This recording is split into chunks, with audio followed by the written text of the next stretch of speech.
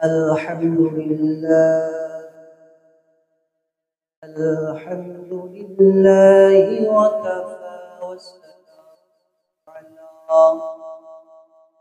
وسلام على عباده الصفا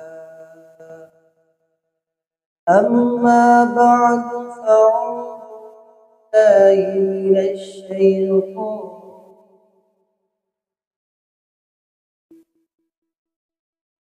بسم الله الرحمن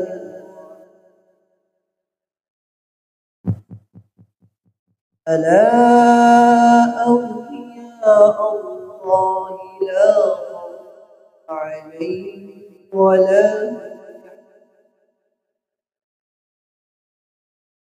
فقال رسول الله صلى الله تعالى المرء مع من أحب أو كما قال عليه الصلاة والسلام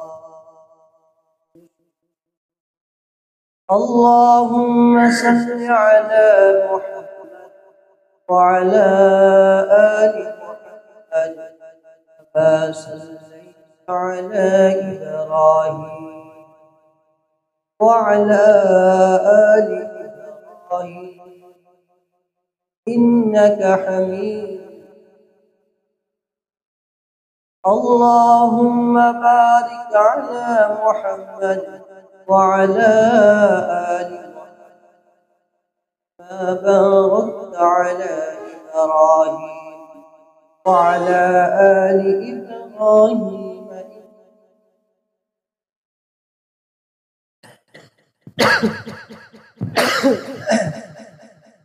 আলহামদুলিল্লাহ আল্লাহ জাল্লা শাআনুর দরবারে লাখ কোটি শুকরিয়া যে আল্লাহ জাল্লা শাআনহু আমাদেরকে দয়া করে ইহসান করে আদর করে ভালোবেসে জুমার নামাজ পড়ার জন্য জামে মসজিদে আসার তৌফিক দিয়েছেন। এই জন্য অন্তর খুলে আল্লাহ পাকের শুকর আদায় করি আলহামদুলিল্লাহ। আমরা আলোচনা করছিলাম আল্লাহ পাকের বন্ধু হওয়ার জন্য আল্লাহ পাক আমাদেরকে পৃথিবীতে এসেছি আমরা আল্লাহ পাকের বন্ধু হওয়ার জন্য। মূলত এই পৃথিবীতে আসার আগে আমরা আল্লাহ পাকের বন্ধু ছিলাম, আল্লাহ পাকের সাথে আমাদের সম্পর্ক ছিল। এই রূহের জগতে আল্লাহ পাক সমস্ত মানুষকে আল্লাহ পাক একত্র করে জিজ্ঞাসা করেছিলেন, আমি কি তোমাদের রব নয়? সকলে এক বাক্যে বলেছিল, আল্লাহ আপনি আমাদের প্রভু, আপনি ছাড়া আমাদের আর রব নেই। আল্লাহ পাক বললেন, বান্দা তোমাদের এই স্বীকারোক্তি আমি আল্লাহ পাক শুনলাম এবং তার যাচাইয়ের জন্য আমি আল্লাহ পাক তোমাদেরকে পৃথিবীতে পাঠাবো। এই পৃথিবীতে তোমাদেরকে বিভিন্ন জিনিস দিয়ে পরীক্ষা করা হবে। সম্পদ দিয়ে পরীক্ষা করা হবে, সন্তান দিয়ে পরীক্ষা করা হবে, স্ত্রী দিয়ে পরীক্ষা করা হবে, ব্যবসা বাণিজ্য দিয়ে পরীক্ষা করা হবে। বিভিন্ন ভাবে আমি আল্লাহ পাক তোমাদেরকে দুনিয়াতে ঝামেলায় ফেলে, কষ্টে ফেলে তোমরা যে স্বীকৃতি দিয়েছ আমি আল্লাহ পাক তোমাদের রব, এর স্বীকৃতির দাবি বাস্তবায়ন করার জন্য আমি আল্লাহ পাক তোমাদেরকে দুনিয়াতে পাঠাবো। ওই ঝামেলার মধ্যে ব্যবসা বাণিজ্যের ঝামেলা, স্ত্রী সন্তানের ঝামেলা, এরপরেও যদি তুমি আমি আল্লাহ পাককে ডাকো, তাহলে ওই দুনিয়া থেকে তুমি আমি আল্লাহ পাকের খাঁটি করি এবং বন্ধু হয়ে আমি আল্লাহ পাকের আল্লাহ পাক আমাদেরকে প্রেরণ করেছেন মূলত আল্লাহ পাকের ওলি বানানোর জন্য। আর বলা হয়েছিল যে ওলি হওয়ার 4টা আমল আমরা ধারাবাহিক আলোচনা করব। 1 নম্বর হলো আহলুল্লাহ কি সুহবত। ওলি হতে হলে আহলুল্লাহ বলা হয় আল্লাহ ওয়ালা, যারা আল্লাহ ওয়ালাদের সুহবত অত্যন্ত প্রয়োজনীয়, আবশ্যক। এটাকে বলা হয় সুহবত। যে আল্লাহ পাকের ওলি হওয়ার জন্য, আল্লাহ পাকের মাহবুব বান্দা হওয়ার জন্য, আল্লাহ পাকের প্যারা বান্দা হওয়ার জন্য, যারা আল্লাহ পাকের মাহবুব বান্দা, যারা আল্লাহ পাকের প্যারা বান্দা, তাদের সোহবতে যাওয়া, তাদের সংস্পর্শে যাওয়া, তাদের অনুকরণ করা, এটাও আল্লাহ পাকের ওলি হওয়ার একটা মাধ্যম।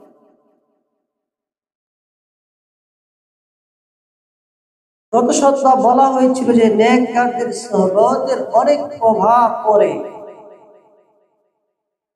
মানুষ তার সঙ্গ গুণে ভালো হয়, আবার মানুষ তার সঙ্গ গুণে খারাপ হয়। তার চলার সাথীটা যদি ভালো হয়, তার আচার ব্যবহার যদি ভালো হয়, তখন সেও ভালো হয়। সে যার সাথে চলাফেরা করে, সে যদি খারাপ হয়, এমনি তাকে খারাপ দিকে টেনে নিয়ে যায়। এই জন্য আগে আমার খেয়াল রাখতে হবে আমি আমার বন্ধুত্ব কার সাথে হবে। আল্লাহ ওয়ালার সাথে আমার বন্ধুত্ব হবে নাকি খারাপ জোয়াকুর বাজে লোকের সাথে আমার বন্ধুত্ব হবে। আল্লাহ ওয়ালাদের সোহবত যদি আমার অর্জন হয়ে যায়, তাহলে আমি আল্লাহ পাকের ওলি হয়ে যাব। আর বাজে লোকদের সোহবত সংস্পর্শ যদি আমার ভিতরে এসে যায়, তাহলে আমাকে বাজে লোকদের সংস্পর্শের কারণে খারাপ কাজ করতে একদিন আমি বাধ্য হয়ে যাব।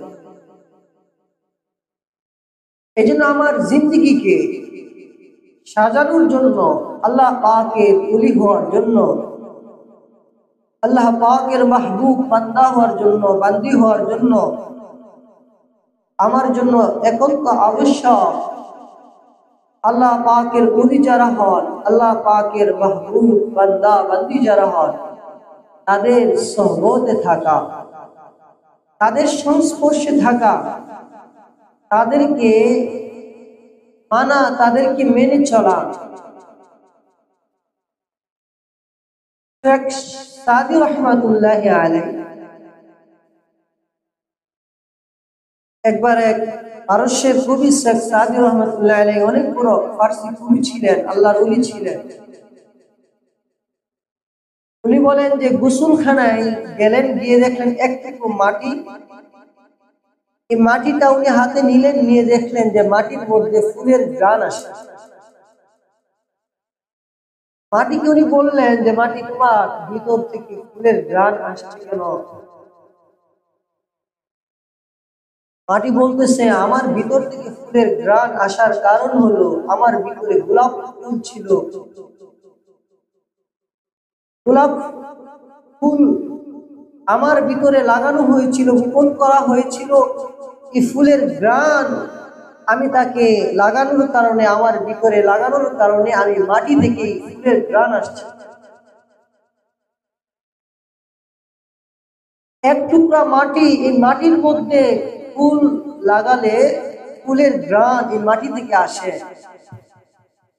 মাটির ঘ্রাণ পরিবর্তন হয়ে যায়। তার মাটির তো কোনো ঘ্রাণ নাই, গন্ধ নাই, কিন্তু এটার মধ্যে ফুল লাগানোর কারণে ফুলের ঘ্রাণ এসে যায়। এই মাটির মানুষ, মাটির দেহের মধ্যে যখন আল্লাহ পাক হলেন নূর, আল্লাহ পাকের প্রদত্ত বিধান হলো নূর, আল্লাহ পাকের বিধানে নূরে নূরান্বিত ব্যক্তিরা যারা হন তারাও নূরে নূরান্বিত হন। তাদের সোহবত, তাদের সংস্পর্শে যখন আমার এই মাটি দেহের মধ্যে, মাটির মধ্যে এসে যাবে, তো এই মাটির দেহের মধ্যেও নবুবী নূর, নবুবী আখলাকের নূর, আল্লাহ পাকের নূর পাওয়া যাবে।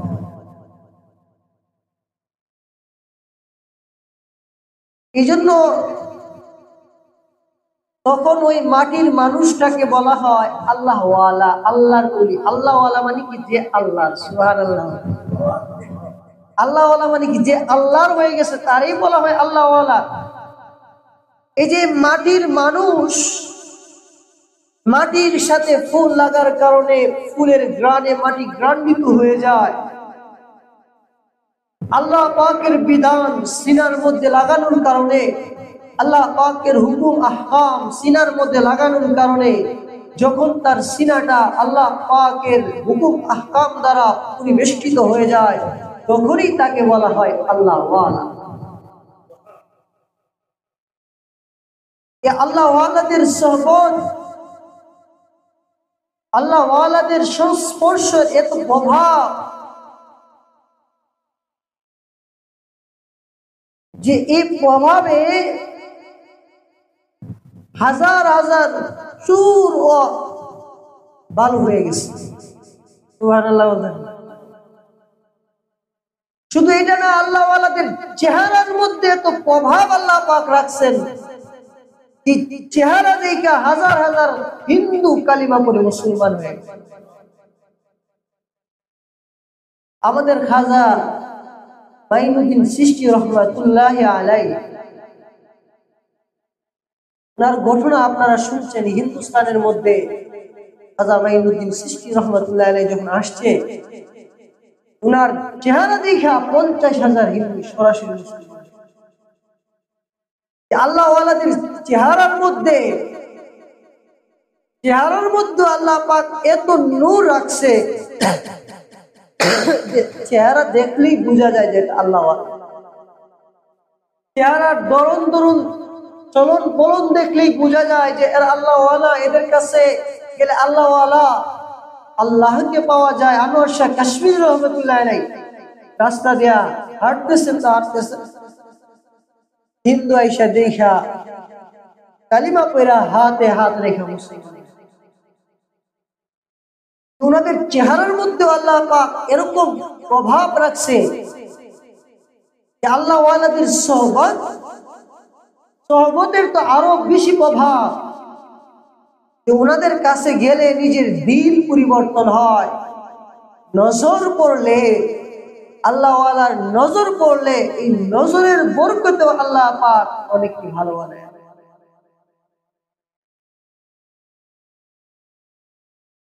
হাজী আহমদুল্লাহ মুয়াজ্জির মাক্কি রাহমাতুল্লাহ আলাইহি আমাদের চিশতিয়া সাবিরিয়া তরিকা অনেক বড় গাউস কুতুব আল্লাহ ওয়ালা হাজী আহমদুল্লাহ মুয়াজ্জির মাক্কি রাহমাতুল্লাহ আলাইহি ছিলেন। হাজী আহমদুল্লাহ মুয়াজ্জির মাক্কি রাহমাতুল্লাহ আলাইহি কাবা তওয়াফ করতেছেন, আর এক যুবককে দেখা বলতেছে, যুবক তোমার ভিতরে তো আমি আহমদ, শহীদ আহমদ বেরলভী রহমতুল্লাহ আলাইহি, শহীদ ইসমাইল শহীদ রহমতুল্লাহ আলাইহি নূর দেখতেছি। সুবহানাল্লাহ। হাজী আহমদুল্লাহ মুয়াজ্জির মাক্কি রাহমাতুল্লাহ আলাইহি তওয়াফ করতেছেন, আর যুবক 20-22 বছরের যুবক, এই যুবককে বলতেছে যে তোমার চোখের মধ্যে তো শহীদ ইসমাইল রহমতুল্লাহ আলাইহির নূর দেখা যাচ্ছে। শহীদ ইসমাইল রহমতুল্লাহ আলাইহি কঠোর আল্লাহর ওলি ছিলেন, কিনার বালাকোটের ময়দানে শহীদ হয়েছিলেন। আল্লাহ আলাদা হওয়ার পরেও কসম খায় বলছিলেন যে এই কাফেরকে আমি হত্যা করব। 100 গজ দূরে যায় কল্লা পরে যাওয়ার পরে ওই কাফেরকে হত্যা করে দেহ জমিনে পড়ছে। সুবহানাল্লাহ। হাজী আমদাদুল্লাহ মুহাজিরে মাক্কি রাহমাতুল্লাহ আলাইহি ওই যুবককে ডাক দাও, বলো যুবক, তোমার ভিতরে তো শহীদ ইসমাইল রাহমাতুল্লাহ আলাইহির নূর আমি দেখতে পাইতেছি। তুমি কি শহীদ ইসমাইল রাহমাতুল্লাহ আলাইহিকে দেখছো নাকি? হাজী সাহেব ওই যুবক ডাক দাও, বলে আমি শহীদ ইসমাইল রহমাতুল্লাহ আলাইহিকে দেখার মতো সৌভাগ্য আমার হয় নাই। তবে আমার বয়স যখন ছোট ছিল, একেবারে 6 বছরের বাচ্চা, হিন্দুস্তানের মধ্যে ঘোষণা হয়ে গেছে শাহ ইসমাইল শহীদ রহমাতুল্লাহ আলাইহি রাস্তা দিয়া যাবে যুদ্ধের ময়দানে ঘোড়ায় সওয়ার হয়ে। ইসমাইল শহীদ রহমাতুল্লাহ আলাইহিকে দেখার জন্য হাজার হাজার মানুষ সিরিয়াল ধরছে। শহীদ ইসমাইল আল্লাহ পাকের ওলি, এটা সবাই জানতো। সুবহানাল্লাহ। এত বড় আল্লাহর ওলি ছিলেন, যুদ্ধের ময়দানে যাইতেছেন। শহীদ ইসমাইল যুদ্ধের ময়দানে যাবে, সবাই ইসমাইল শহীদ রহমাতুল্লাহ আলাইহিকে দেখার জন্য দাঁড়ায় রইছে। আমি ছোট্ট বাচ্চা, কিন্তু আমি শহীদ ইসমাইল রহমাতুল্লাহ আলাইহিকে দেখার মতো সৌভাগ্য আমার হয় নাই। কিন্তু আমি ফাঁকে ফুঁকে গিয়া মানুষের চিপা দিয়া গিয়া একটু অনেক আমার নজরটা ইসমাইল শহীদ রহমাতুল্লাহ আলাইহির দিকে পড়ছে। আমি যখন ওনার দিকে তাকাইলাম, এই উনি আমার দিকে একটু নজরে কিভাবে ফিরছে, ওনার চোখের দিকে আমার চোখটা পড়ছে। সুবহানাল্লাহ। তখন আমার বয়স কয়? হাজী সাহেব বলে, ওই যে তোমার বয়স 6 বছর বয়সে তোমার দিকে শহীদ ইসমাইল রহমাতুল্লাহ আলাইহির দৃষ্টি পড়ছে। আজকে তোমার বয়স 22-20 বছর পরেও হাজী আমদাদুল্লাহ মুহাজিরে মাক্কি রাহমাতুল্লাহ আলাইহি আল্লাহ ওয়ালার নূর তার চোখের মধ্যে দেখতে পাচ্ছে। এই যে আল্লাহ ওয়ালাদের চাহনির নূর, আল্লাহ ওয়ালাদের প্রভাব, যে মক্কার মধ্যে যাওয়ার পরে 20-22 বছর পরেও শহীদ ইসমাইল রহমাতুল্লাহ আলাইহি যুবকের প্রতি চাইছে, এই চাওয়ার নূর হাজী সাহেব রহমাতুল্লাহ আলাইহি দেখতে পাইছে। যে আল্লাহ ওয়ালাদের প্রভাব, আল্লাহ ওয়ালাদের সোহবত, নেককারদের সোহবত তো আমাদের ভিতরে নাই। নেককারদের কাছে আমাদের যাওয়ার কোনো স্বভাব তরিকাই নাই, নেককারদের সোহবত আমরা অবলম্বনই করি না। এই জন্য আমাদের উপর আবশ্যক নেককারদের সোহবতে বেশি বেশি করে যাওয়া, আল্লাহ ওয়ালাদের সোহবতে বেশি বেশি। এই জন্য আল্লাহ তাআলা বলেন, ইয়া আইয়ুহাল্লাযীনা আমানু ওয়াকুনু মা'আস সাদিকিন, ও আমার ইমানদার বান্দারা, তোমরা সাদিকিনদের সাথে চলো। সাদিকিন কারা? ওয়াকুনু মা'আস সাদিকিন, সাদিকিন হলো তারা যাদের সম্পর্ক হয় আল্লাহর সাথে, তাআল্লুক মা আল্লাহ, নিসবত মা আল্লাহ হয়ে গেছে, আল্লাহ পাকের সাথে সম্পর্ক হয়ে গেছে, এরা হলো সাদিকিন। আল্লাহ বলে, ওয়ারকাউ মা'আর রাকিঈন, রুকুকারীদের সাথে রুকু করো। যারা রুকু করে, নামাজ পড়ে, সিজদা করে, তাদের সাথে রুকু সিজদা করো। ও আমার ইমানদার বান্দারা, আমার জমিনের মধ্যে কিছু লোক আছে, এরা হলো আমি আল্লাহ পাকের উলি, আমার আল্লাহ পাকের খাস বান্দা, আমি আল্লাহ পাকের মাহবুব। তোমরা তাদের সাথে চলো। সুবহানাল্লাহ। তোমরা তাদের সাথে চলো। তাদের সাথে যখন চলবা, চলনে বলনে যখন তাদের আকার আকৃতি তোমাদের মধ্যে এসে যাবে, তখন তোমরাও আল্লাহর ওলি হয়ে যাবে। যেন সোহবতে সালে তুরা সালে তুরার, সোহবতে তলে তুরা তলে কুরা। আল্লাহ ওয়ালাদের সোহবত, আল্লাহ ওয়ালাদের সোহবতে মানুষকে আল্লাহর ওলি বানায় দেয়, আর বদকারদের সোহবতে মানুষ বদ হয়। এই জন্য আল্লাহ ওয়ালাদের সোহবত অবলম্বন করা, তাদের কাছে বেশি বেশি করে আসা যাওয়া করা, তাদের দরজায় বেশি বেশি করে যাওয়া। আল্লাহ পাক আমাদেরকে যাওয়ার তৌফিক দান। বাগদাদের মধ্যে এক চোর চুরি করছে, ধরা খাইছে। শরীয়তের বিধান, চুরি করলে যদি ধরা খায় 4 জন সাক্ষী থাকবে, সাক্ষী যদি দেয় তখন তার হাত কাটতে হবে। চোরের হাত কাটছে, চুরি করছে। কিন্তু যার যেটা স্বভাব, স্বভাব কি হয় না, পরিবর্তন হয় না। এই জন্য মানুষ তার আখলাকের দিকে যায়, তার আসল স্বভাব যেটা এটার দিকে যায়, দাবিত হয়। মানুষের স্বভাব যেটা আছে এটা পরিবর্তন হওয়া খুব কঠিন। এই চোর এখন চুরি করে, এক হাত কেটে ফেলাইছে, চুরি সবাই এলাকার মধ্যে নাম হয়ে গেছে হাত কাটা চোর। সবাই চিনে হাত কাটা চোর। কিন্তু মানুষের বাড়িতে চুরি তো করতে পারে না, নিজের ঘরের মধ্যেই রাত্রে চুরি। ঘরের মধ্যে ঘরের জিনিস ভাল লাগে না, রাত হইলে এই চুরি করে অভ্যাস। দেখবেন যারা জুতার কাজ করে সারা রাত কাজ করে, রাত্রে ঘুম ধরে না, কাজই সারা রাত। আরেক শ্রেণীর মানুষ আছে সারা রাত আল্লাহ পাকের ইবাদত, তাসবিহ, তাহলিল, নামাজ পড়তেছে, জিকির করতেছে, কোরআনে কারীমের তেলাওয়াত করতেছে। রাত আসলে নামাজ না পড়লে তাদের ভালো লাগে না। সুবহানাল্লাহ। এক এক মানুষের এক এক পেশা, যে পেশা এটা না করলে তার কি লাগে না, ভালো লাগে না। চুরি করা তার পেশা, চুরি ছাড়া তো তার ভালো লাগে না। তো ঘরের জিনিসগুলোই এক জিনিস এক জায়গা থেকে আরেক জায়গায় নেয়, এক জায়গা থেকে আরেক জায়গায় নেয়, ভালো লাগে না। এটা করতে করতে আর ভালো লাগে না। চিন্তা করলো যে এলাকাতে আর 2 এলাকা ছাইরা রাত্রিবেলা বাইরে চুরি করার। বাইজিদ বুস্তামি রহমাতুল্লাহ আলাইহির এলাকায়, মহল্লায় এই চোর তার এলাকা ছাইরা হাত কাটা চোর বাইজিদ বুস্তামি রহমাতুল্লাহ আলাইহির মহল্লায় গিয়া পৌঁছে। ঘর বাঁচতে বাঁচতে এরকম একটা ঘর বাঁচছে। এই ঘরটা হলো আল্লাহর ওলি জামানার কুতুব বাইজিদ বুস্তামি রহমাতুল্লাহ আলাইহির ঘর।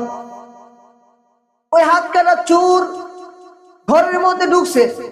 রাত্রিবেলা তো আল্লাহর ওলি ইবাদতের সময়, আল্লাহর ওলি একটু বিশ্রাম নেবে, আল্লাহর ওলি তো ঘুমায় নাই। দেখে যে আল্লাহ পাকের এক বান্দা তার ঘরে ঢুকছে। আল্লাহর ওলি দেখে আল্লাহ পাকের এক বান্দা তার ঘরে ঢুকছে। ঘরে কি জন্য ঢুকছে? চুরি করার জন্য, জিনিস টিনিস বুঝাই গেছে। দেখেন ওনাদের দিল কত পরিষ্কার হয়। আল্লাহর ওলি তো চিন্তা করছে, ছেলেটার ঘরে মনে খাবার নাই, ছেলে মেয়ে মনে না খায়া লইছে, হয়তোবা খাবারের অভাবে আমার ঘরে চুরি করতে আসছে, আচ্ছা নিয়ে যাক। সুবহানাল্লাহ। আর আমরা হইলে কি কইলাম, আগে 2000 মা। যে যেরকম তার চিন্তা তেরকম। বাইজিদ বুস্তামি এত বড় আল্লাহর ওলি, তার দিলটা এরকম। সে মনে হয় ক্ষুধার তাড়নায়, অভাব অনটনের তাড়নায় তার হাত নাই, দেখা যায় একটা, সে চুরি করতে আসছে, মনে হয় তার ঘরে খাবার নাই, আচ্ছা সে চুরি। আল্লাহর ওলি চায় যে দেখে এই যে চোর বাঁধছে গাঠটি, বাঁধতে বাঁধতে একেবারে এত বাঁধছে এক হাত দিয়ে আর আলগাইতে পারে না, হাত একটা তো কাটা, এত বাঁধছে যে পাইছে আজকে নেই। মনো বাড়িওয়ালা ঘুমাইছে, বাড়িওয়ালা কি ঘুমাইছে? বাড়িওয়ালা তো সজা, বাড়িওয়ালা তার সুযোগ দিচ্ছে। তার দিল কত বড় যে যাক আল্লাহর এক বান্দা না খায়, হয়তো বা তার অভাব অনটন। এই যে সে নিয়া এগুলো ঘর থেকে নিয়ে আর বাইর হইতে পারতেছে না, দরজা খুলছে, এইগুলো নিয়ে আর বের হইতে পারতেছে না। বাইজিদ বুস্তামি রহমাতুল্লাহ আলাইহি চিন্তা করলেন, এই লোকটারে আমি কিভাবে সাহায্য করি? যদি গিয়া বলি সরাসরি ভাই আলগায় দিস, লজ্জা পাই দেবে। দেখেন আল্লাহর ওলিদের চিন্তা কিরকম হয়। আল্লাহর ওলিরা মানুষের দরদ, ব্যথা বেদনা কত থাকে। বাইজিদ বুস্তামি রহমাতুল্লাহ আলাইহি ঘরের অন্য দরজা দিয়া বের হইছে, পিছনের দরজা দিয়া বের হইয়া সামনের রাস্তা দিয়ে হাইটা আসে। চুরে দেখে এই দিকে চুরে মনে করছে যে অন্য কেউ আসতেছে। উনি তো মূলত আসছে চুরে কি করার জন্য? সাহায্য করার জন্য, যে তার বোঝাটা একটু তারে কি করি আলগায় দেই। সে অভাব অনটনে কষ্টের মধ্যে আছে, সামনে আসছে, আলগায় দিতে লইছে। বাংলাদেশের মানুষের একটা স্বভাব আছে যে নরম পাইলে খালি কি চায়, যাচ্ছে চায়। নরম দেখছে, আমার মাথা দিতে গেছি না, তোর মাথা লইতে গেছি, তোর মাথা ল। বাইজিদ বুস্তামি রহমাতুল্লাহ আলাইহি মাথায় তো হাঁটতে হাঁটতে 2 মহল্লা পার হয়ে ওই চুরের মহল্লায় বাড়িতে গেছে। আর ধপ গাইছে সারা রাত রাস্তার মধ্যে। মুরব্বী বালকেরা ফুজাল গাইতারো না, ধমকে বাড়িতে নিছে। বাড়িতে রাইখা বাইজিদ বুস্তামি রহমাতুল্লাহ আলাইহি বলতেছে, বাবা আমি তো ঠিক মতো দায়িত্ব পালন করতে পারি নাই, আমার টাকা দেওয়ার দরকার নাই, আমি চলে যাই। সুবহানাল্লাহ। রাইখা চলে আসে।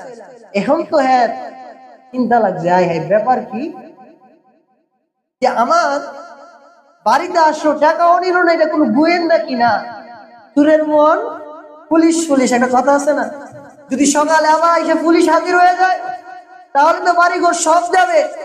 এই চিন্তায় সে সারা রাত আর ঘুমাইতে পারে না। সকালবেলায় সে তদন্ত করতেছে যে এলাকাটা খোঁজ খবর নিয়ে দেখি যে এলাকার কি অবস্থা, ওই এলাকায় চুরি হয়েছে কিনা। সে মুখের মধ্যে কম্বল পেঁচায়া একটা পোশাক পরিধান করে বাইজিদ বুস্তামি রহমাতুল্লাহ এলাকার মধ্যে রওনা দিয়েছে। সুবহানাল্লাহ। দিনের বেলায় এখন গেছে, যায়া এলাকার লোকদেরকে বলতেছে তোমাদের এলাকার কি অবস্থা। অবস্থা কি? এলাকার অবস্থা তো ভালোই। সে কি অবস্থা জানতে গেছে, এলাকায় কোনো চুরি হয়েছে কিনা। বলে এলাকার অবস্থা তো ভালোই। বলে না এলাকার কোনো অবস্থা আছে কিনা, না এলাকার অবস্থা ভালোই। হঠাৎ করে ওই চোর বলে আমি দেখলাম যে শত শত মানুষের লাইন কি সিরিয়াল ধরে মানুষগুলো একদিকে যাচ্ছে। আমি বললাম তোমরা কোথায় যাচ্ছ? বলে আমরা ওই যে দেখতেছো সোজা একটা বাড়ি, ওই ঘরের মধ্যে একজন ডাক্তার আছে, রুহানি ডাক্তার, যাকে বলা হয় আল্লাহওয়ালা, যে কলবের ডাক্তার। আমরা আমাদের কলবের চিকিৎসা করার জন্য আমরা ওই রুহানি ডাক্তারের কাছে যাইতেছি। সুবহানাল্লাহ। এই যে আল্লাহওয়ালা বাইজিদ বুস্তামি দোয়া করছে, তো আল্লাহ তাআলা ওই চোরেরও আল্লাহ পথ দেখাইতেছে। সুবহানাল্লাহ। বাইজিদ বুস্তামি রহমাতুল্লাহ আলাইহির দরবারের দিকে চোর রওনা দিছে। যে কে সেই রুহানি ডাক্তার? এই ডাক্তারটাকে তো দেখা দরকার। যে গড় দেখাইছে এই গড়টা থেকে তো আমি চুরি করছি গতকাল। ওই চোর যাইতে যাইতে যা দেখে ওই যে বিদ্যা সারা রাত মাথার মধ্যে চোরের পূজা নিয়া চোরের বাড়ি পর্যন্ত পৌঁছাইছে। ওই বিদ্যা লোকটা পাগড়ি পরা, সুন্দর চেহারা, বৈশা বৈশা কোরআনের নসিহত করতেছে। আর সবাই বৈশা বৈশা নসিহত শুনতেছে, বয়ান শুনতেছে।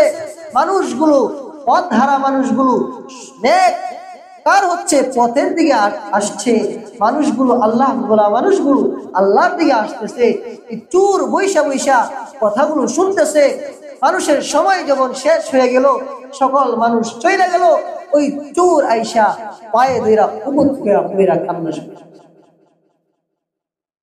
চোর কাঁদতেছে আর বলতেছে, হুজুর আমার চিনছেন কিনা?